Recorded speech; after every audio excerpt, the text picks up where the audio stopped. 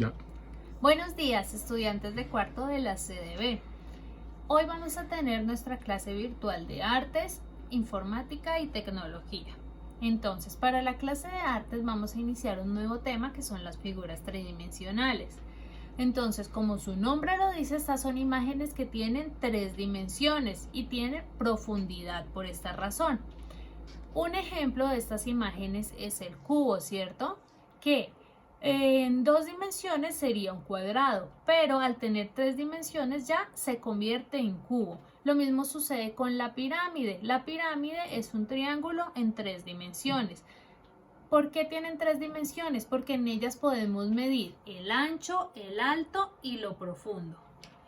Entonces, estas figuras son muy diferentes. Por ejemplo, los invito a que piensen en los dibujos animados de los Simpson, ¿cierto? Entonces, esos dibujos nosotros los vemos planos, no vemos qué cosa tiene más profundidad que la otra, ¿cierto? Mientras que ustedes si lo comparan, por ejemplo, con la película de Toy Story, ustedes ven que los dibujos son muy diferentes, ¿cierto? Entonces, sería Los Simpson, un ejemplo de bidimensional, y Toy Story o la película Shrek, un ejemplo de tridimensional. Por eso se ven mucho más reales los de las 2 últimas películas. En cuanto a informática y tecnología, vamos a hablar sobre la historia de las herramientas. Entonces, ¿qué es una herramienta? Una herramienta es un instrumento que nos permite realizar un trabajo, ¿cierto? Y nos facilita realizar una tarea. Al comienzo el ser humano, la primera herramienta que tuvo fue su mano, ¿cierto? Con la mano él realizaba todos los trabajos que tenía que hacer. Luego se dio cuenta de que con huesos de algunos animales podía realizar también esos trabajos y era mucho más fácil. Con palos también, digamos, hacerle palanca a una piedra es mucho más fácil utilizando un palo que utilizando la mano. Entonces,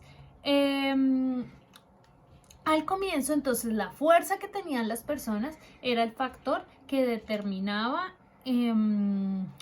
que a una persona le fuera más fácil sobrevivir en ese ambiente tan difícil que vivían los seres primitivos, ¿cierto?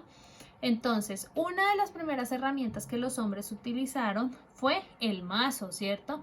Que ha ido evolucionando para convertirse en el martillo. Los cuchillos hechos también con piedras afiladas o con huesos de animales que ellos también afilaban fueron otra de las herramientas que a través del tiempo fueron evolucionando, ¿cierto?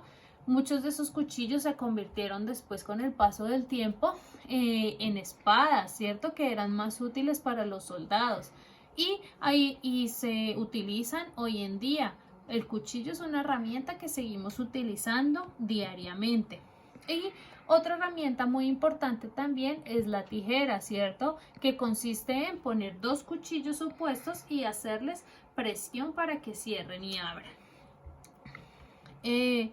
Otra de estos inventos importantes que tuvo el hombre fue cuando él descubrió que un objeto podía girar sobre otro objeto. Entonces, ¿qué hizo él? Cogió una ramita y la empezó a girar encima de un trozo de madera y, oh sorpresa, que ahí tuvo el fuego. Entonces ya el hombre podía producir fuego y eso fue un hecho muy importante que ayudó mucho a la evolución de los seres humanos.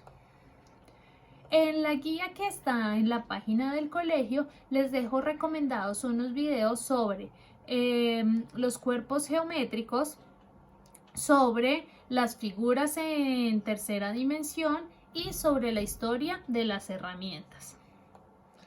Ustedes deben realizar para esta semana 3 ejercicios. En su cuaderno de informática y tecnología, copiar la información que aparece en la parte teórica de esta guía. Entonces, en un rectángulo azul ustedes van a encontrar esa información. En su cuaderno de informática y tecnología también van a responder qué herramientas usaban los hombres primitivos de esa época y las van a dibujar. Y van a dibujar un cubo, una esfera, una pirámide y un prisma. Esas 4 figuras las deben dibujar y aparecen ahí en el video. ¿Listo? ¿Cuál es la tarea? aparte de dibujarlas. Van a pintar cada cara de un color diferente. Por ejemplo, en el cubo se van a poder ver, cuando ustedes lo dibujen, se van a poder ver 3 caras. Esas caras van a pintar cada una de un color. Nos vemos la próxima semana en la siguiente clase.